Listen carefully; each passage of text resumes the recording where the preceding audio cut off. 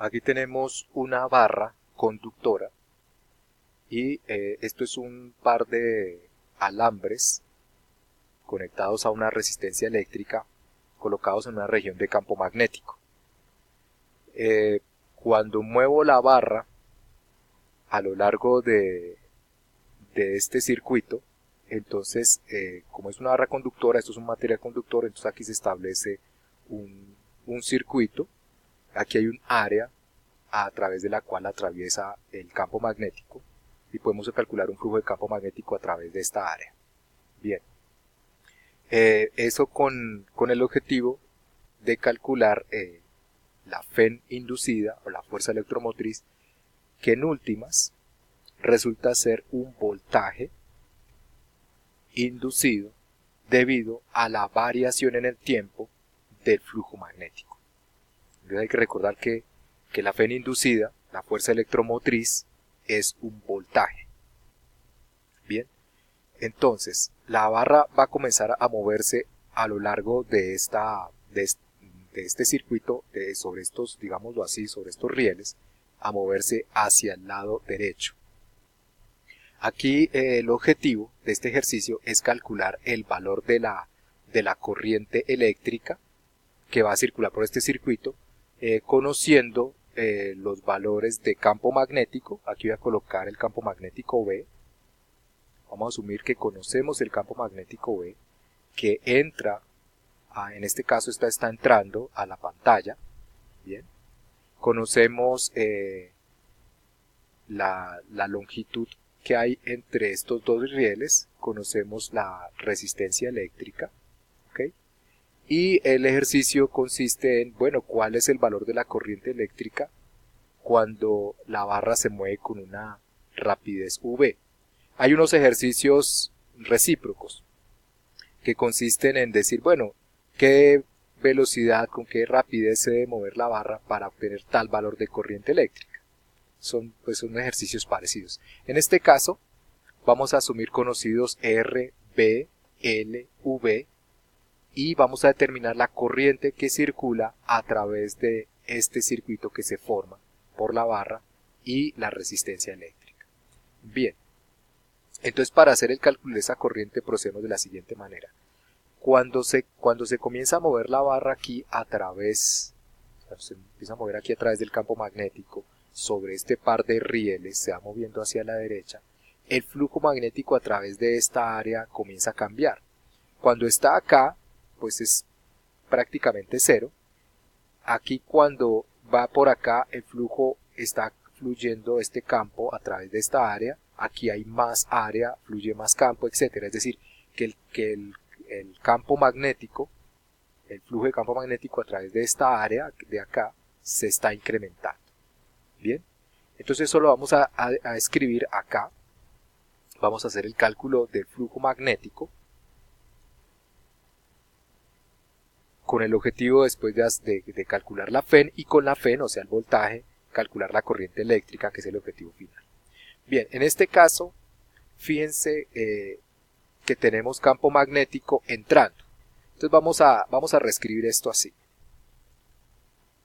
Entonces la magnitud, el producto punto es magnitud del vector, de este vector, magnitud del segundo vector de área, aquí está, y por el coseno del ángulo que forman los dos vectores. Vamos a ver qué es eso acá en el dibujo.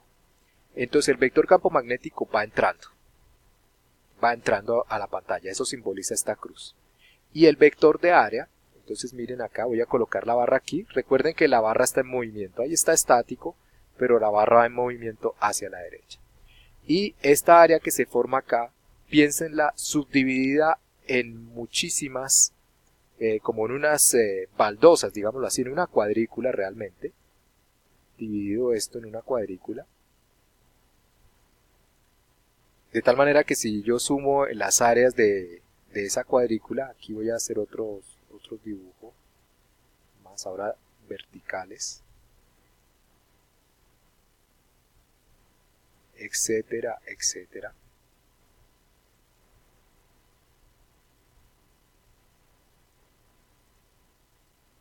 Ahí ya me van quedando las áreas.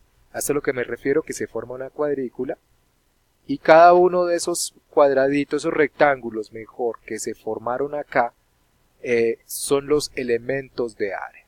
Son los elementos de área. Entonces voy a pintar uno de ellos con negro. Con negro. Entonces pintemos este. Entonces, por ejemplo, uno de todos ellos. Ese es un dA. Ese dA, la magnitud de ese dA corresponde al área de esa baldosa, de ese recuadro, de ese cuadrito, de ese rectángulo mejor. Eso corresponde el área.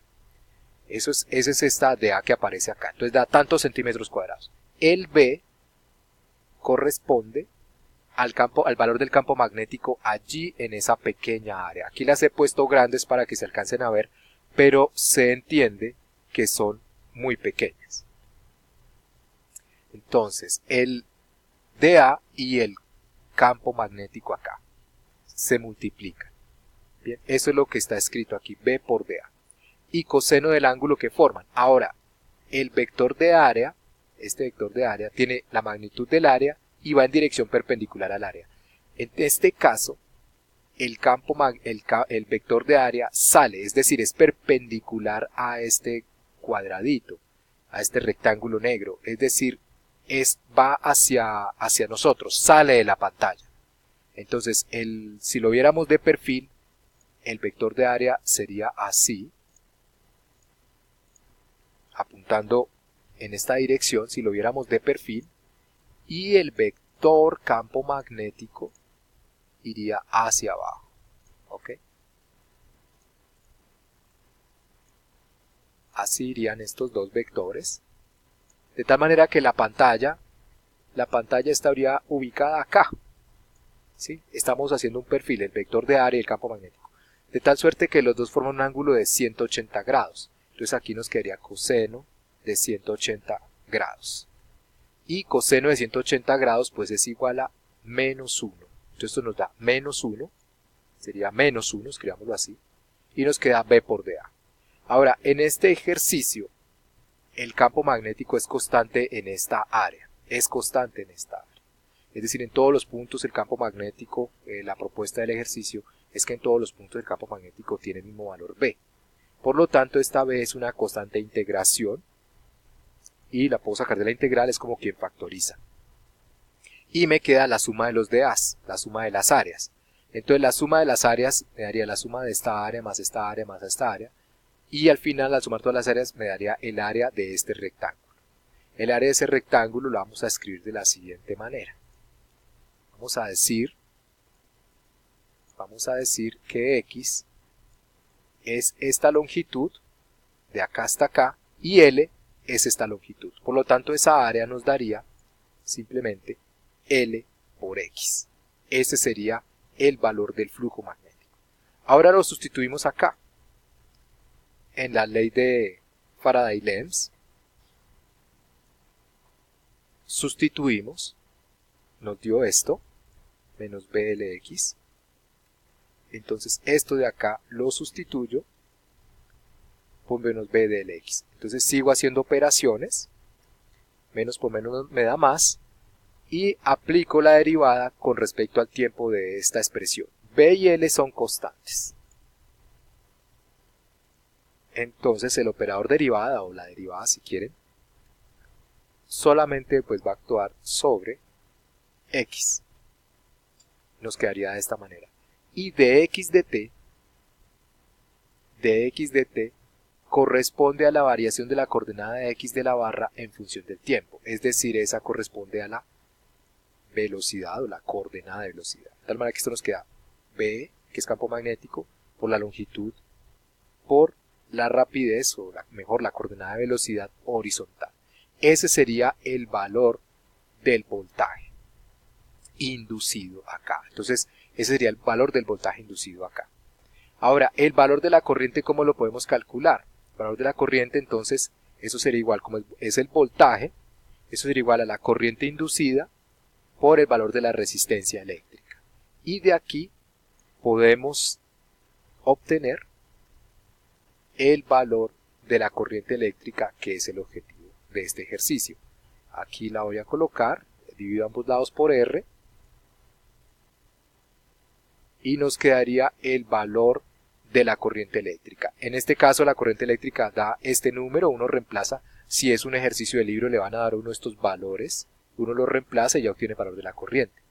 En caso dado que le preguntaran a uno no la corriente sino la velocidad, entonces la coordenada de velocidad, entonces para ese caso pues la pregunta es distinta y uno hubiese despejado la coordenada de velocidad, si ese fuese el ejercicio.